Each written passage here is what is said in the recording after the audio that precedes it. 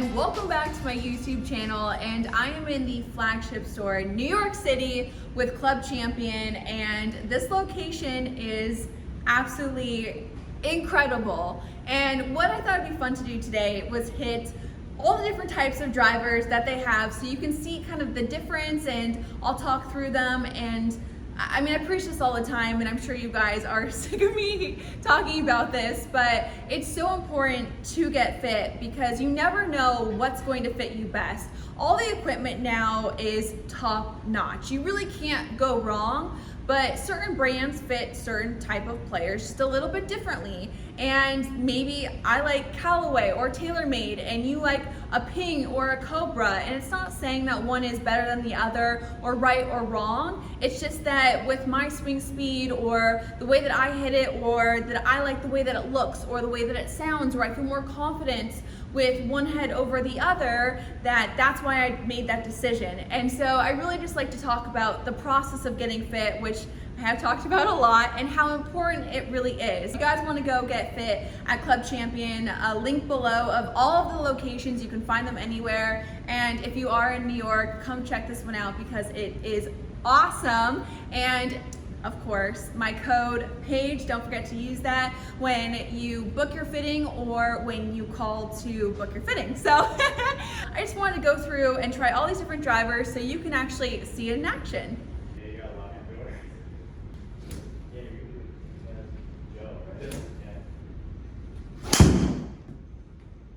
So I'm gonna start hitting some drivers, and I'm gonna start with my driver. It's the Stealth driver, the TaylorMade. I love this one, even though I threw it through the air. Still no cracks, nothing, still holding up, just great. So we're gonna start with this one since it's already in my bag, and then we'll move on from there.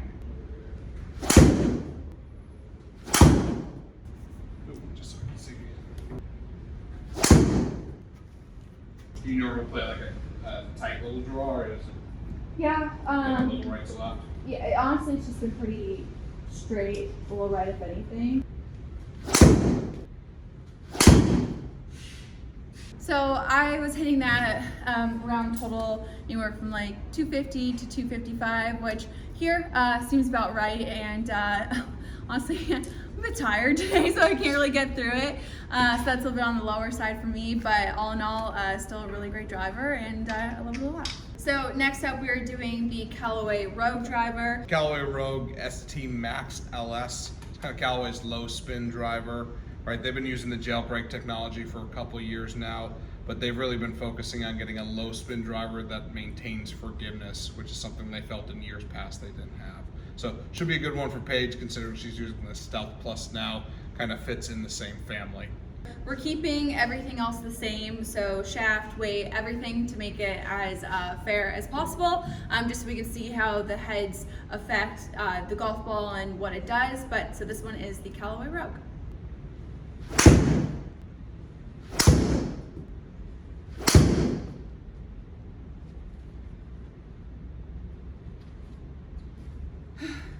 Okay, so impressions of the Rogue. I like the way that the face looks.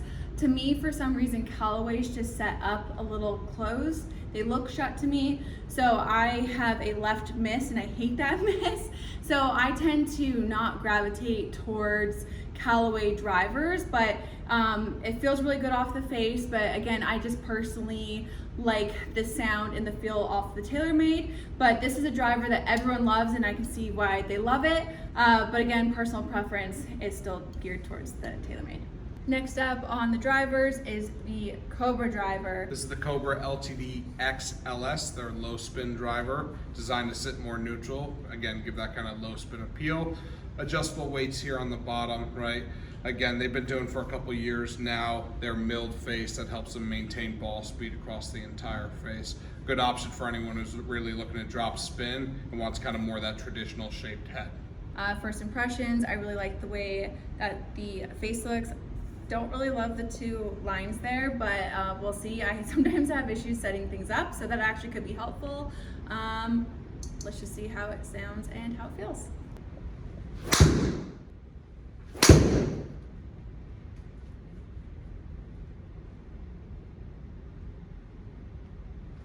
Okay, I actually did really like the way the line's set up. So this is what I was talking about, where you might have a bias of what you like and what you don't like, but then once you set it down or you try it, it could really change your opinion. So again, that's why you need to go get fitted and try all the different brands out there to see which one fits you best.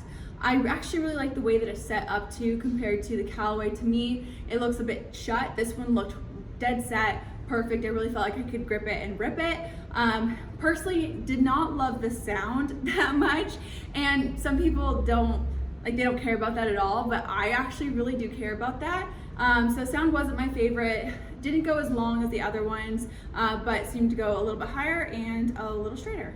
We are on to the Ping driver now. I was actually playing a Ping before I switched over to my TaylorMade.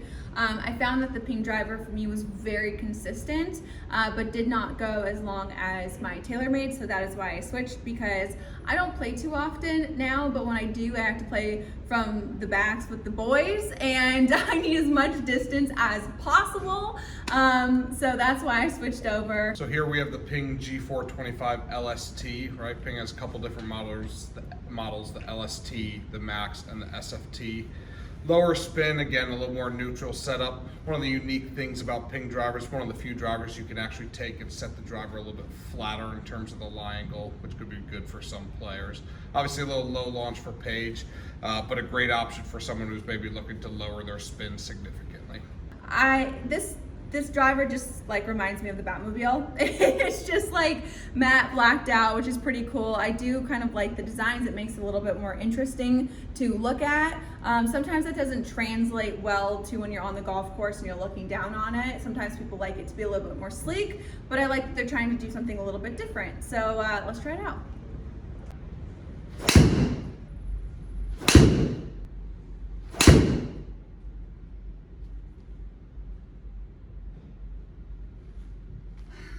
I hated this. So I just, like, the sound of it was really solid, which I do like. The design that I originally did like, when I set it down, was a bit distracting, and it just wasn't flying the way that I like this one to fly. Didn't really go anywhere, which I kind of expected because my other one didn't really go anywhere either. Again, this one just doesn't really fly too far, but it is consistent, so if that's something you're looking for. But yeah, the light kind of reflected weirdly off of the design, which was a bit distracting when I was looking down on it. So not my favorite, sorry. So next up we have the PXG driver. I was actually with PXG back in the day. I really love their wedges and their irons, but I found that their driver sounded, it just had an interesting sound to it, which took me a long time to get used to, but that was the Gen 1. So I'm interested to actually try their newest driver to see if it just feels a little bit differently. So here we have the new Gen 5 from PXG 0311 driver. Really focusing on two things: adjustable weightings on the perimeter so you can really customize to what you need. Also creates a higher MOI of the driver itself, as well as new AV full carbon crown. Helps lower the CG, get the spin rate down a little bit as well. Definitely the best driver PXG's released, and the technology shows that. One thing I like about the setup is that they did a very interesting top to it. I haven't seen anything like this before. And when it comes to like PXG clubs, they just look very interesting and to me very like sleek, which I actually do like. So yeah, let's try it out.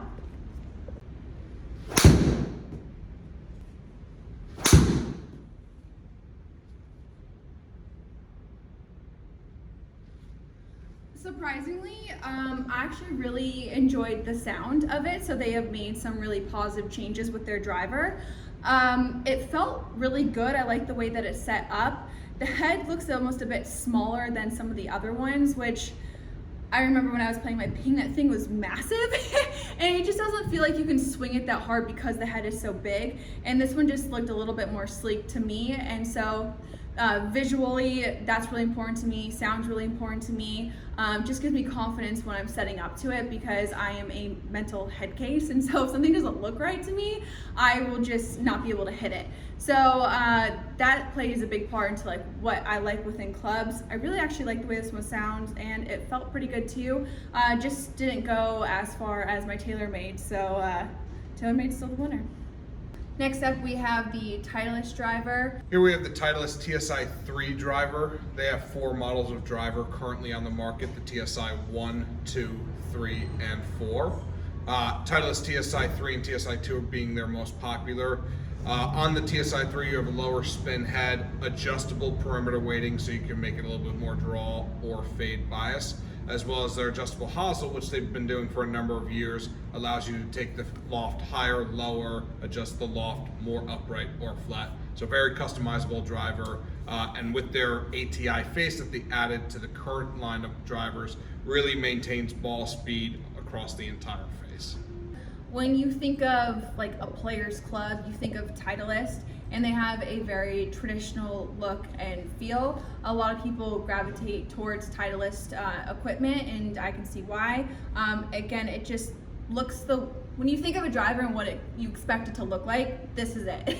It just looks very sleek and clean. No weird designs, nothing at all. They just stick to what they know, and I respect that. I like the fact that they just keep it clean and simple. So let's see how I hit it.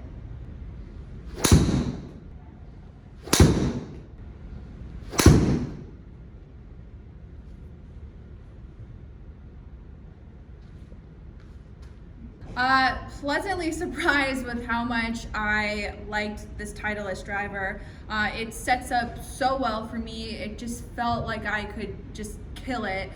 The sound was a bit more like teeny compared to that heavy sound of the Stealth driver, which I think I prefer that like heavier sound, but I think it's also just what I'm used to. I like the face of this. It just felt really, really good, and it was actually matching my TaylorMade driver. So interesting. I might have to go back and forth to see which one beats each other, but it's a really good driver, and I really, really like this one. I'm surprised with how much I liked it. We have the Srixon driver next. Here we have the Srixon ZX7 driver. They have 2 models on the market, the ZX5 and the ZX7. ZX7 being for a little better player, again looking for a little lower spin. I think what makes this driver again unique, while every driver today is pretty much adjustable, again, one of the few that you can actually take into a flatter setting. So potentially with the right custom option, could be a great option for a player looking to get fit and something that's a little bit flatter. I've actually never hit any Srixon clubs. It looks fine. I don't know. It just looks like a driver. There's nothing like that really stands out, but that's good and bad. I like the little red accent on it. Yeah, looks nice. We'll try it out.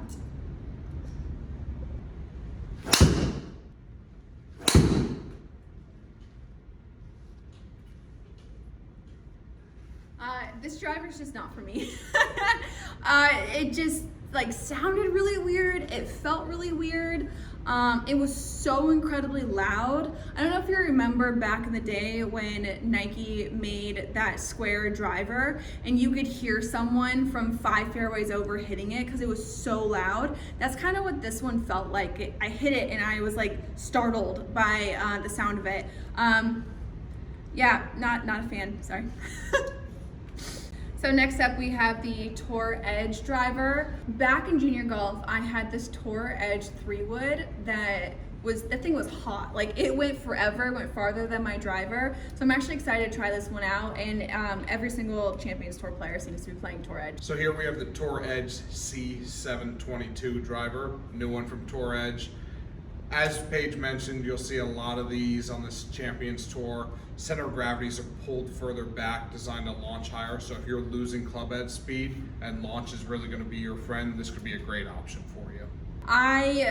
Off first appearance, I don't really love the stripe that they have and how it kind of extends backwards. It's not as much of like a classic shape. It just looks a bit big and bulky. But again, we'll see how it performs.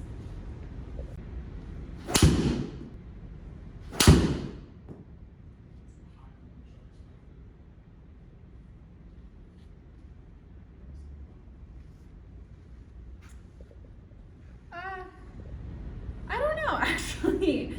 It didn't perform all that bad, but I just didn't really like the way that it looked. Again, it was like, it's very long and it looks really big. Sound was loud on the first one, but I kind of liked it on the second one.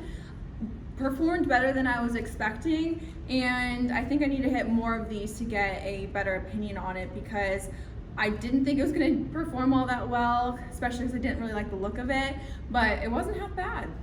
Like, you were swinging the Titleist actually a little slower, right? And it was still... Yeah, you were about 93 miles per hour on that. You're staying right around 95 with the TaylorMade. So the TaylorMade does have a slight edge on the ball speed, but the Titleist has the edge on the smash factor, right? Yeah, so you're just getting it a little more pure. In terms of launch and spin, right? You're also launching the Titleist a little higher. Again, you were leaving the face a little bit more to that kind of push draw there, so that probably helped with the launch compared to the TaylorMade that you're getting 12.4. Spin rate's basically identical there, right? 21.8, right? So basically the same thing. And again, right, because you had that little bit of higher launch, the carrier was holding up well with the Titleist. Total distances identical, right? Yeah. I mean, 251.7 and 251.5, so no difference there. I think it just really comes down to ball flight, right? A little more draw on the stealth, right? Maybe forget these two that went a little bit more left, right? We took a few more swings with that, but we were seeing a little more draw with the stealth, and we were seeing a little bit more kind of that push with the Titleist. I am honestly exhausted from hitting so many drivers, but that was really fun to try all of the different heads and to see the difference. We had the same club weight, a shaft, everything was the same, and so you could really see the difference within the club head. Again, I do want to emphasize that just because I have a personal preference on a sound or a look, that doesn't mean that that driver is bad for you or something that you shouldn't try. You should just go and try everything, because you never know what you're going to discover. And today I was surprised with the Titleist driver and how it was actually matching my TaylorMade driver. The last time I got my TaylorMade driver fit, I did not try Titleist, and so that's just something that, again, you need to go try everything, because you will be surprised. And I am going to I think have them build the Titleist driver, and we're going to do a comparison on which one is better outside and which one I prefer, because it had a little bit of a different shot shape. There were some slight differences, but they were going the same distance, and if it's going the same distance, then it comes down to consistency and which one I'm more consistent with. And it looked like I was actually going to be a little bit more consistent with the Titleist driver, because I was drawing my TaylorMade just a little bit more. So now we wait for the club, and we will do another video on what the results are going to be. So I hope you guys enjoyed. Sorry for the car honks and the ambulances and whatever's going on, but that's New York City, baby. So don't forget to leave a comment down below, like this video, subscribe to my channel, and I will see you guys next Thursday.